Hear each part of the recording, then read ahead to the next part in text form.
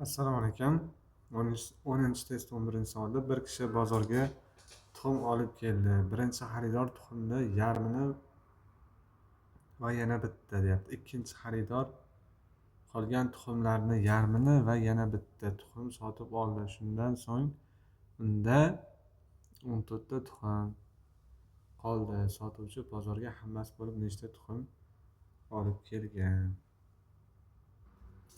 Birinchi yo'li javoblardan ketsa bo'ladi.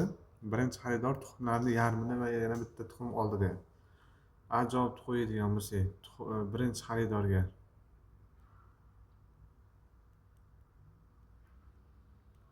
tuxumlarni yarmi. Xo'p, yarmi 30 ta bo'ladi. Keyin shundan bitta qo'shib berdi.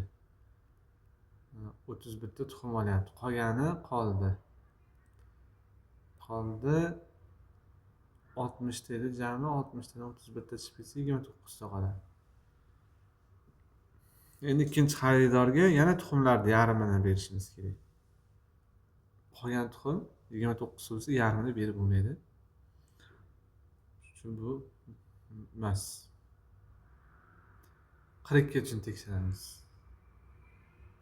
Birinchi xaridorga tuxumlarni yarmi, ya'ni 21 ta beriladi, keyin bitta qo'shib beriladi. Teng 22 ta bo'ldimi? Endi bunda qolgani necha? Qoldi. 42 dan 22 ni ayiramiz, 20 ta qolar ekan. Endi ikkinchi xaridor. Ikkinchi xaridorga shuni ham yarmini 10 ta tuxum beramiz. Keyin bitta qo'shib beramiz. 11 ta. Endi qoldi 20 dan 11 dan 9 ta qoldi.